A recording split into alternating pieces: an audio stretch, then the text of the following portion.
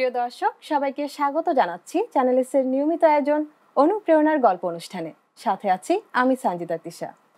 অনুপ্রেরণার গল্প শিরোনামটি শুনে আপনারা নিশ্চয়ই বুঝতেই পারছেন, আমাদের এই অনুষ্ঠানটি আয়োজন করা হয়েছে সমাজের এমন কিছু অসাধারণ মানুষদের নিয়ে যারা নিজেদের জীবনে বিপুল সফলতা অর্জন করেছেন এবং সমাজের কল্যাণে নানাবিধ অবদান রেখে চলেছেন।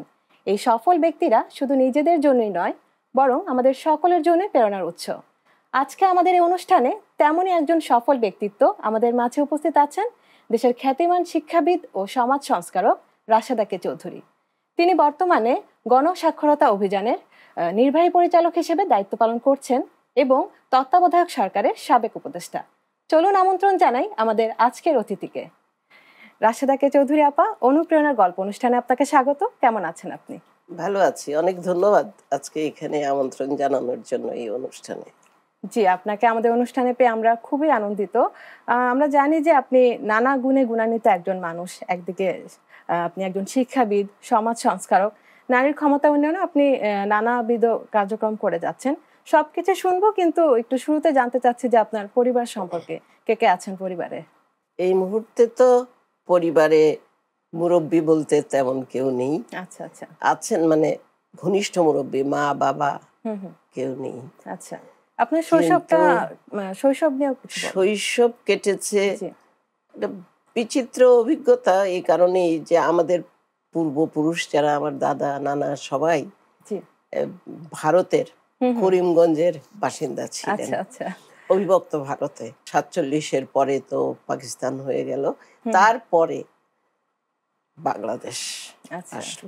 ছোট কালটা কেটেছে, শৈশব কেটেছে সিলেটে।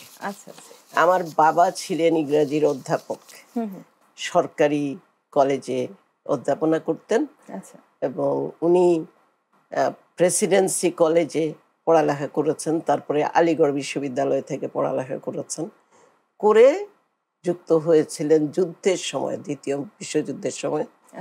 তখন সরকারি চাকরিতে যেতে হয়েছে ওনাদের, কিন্তু উনি সেটা ছেড়ে দিয়েছিলেন যে ওটা পছন্দ হচ্ছিল না। উনি অধ্যাপনা শিক্ষকতা পেশায় আসলেন।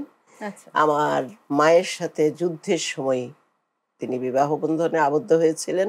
আমার মা কলকাতায় লেখাপড়া করেছেন, সিলেটেরই, এবং একটি লেখাপড়া জানা পরিবারের, আমি বলবো যত না সম্ভ্রান্ত মুসলিম পরিবার বলি তার চেয়ে বেশি বলবো যে লেখাপড়ার চর্চাটা একটু বেশি ছিল। আমার বাবাও পছন্দ করতেন।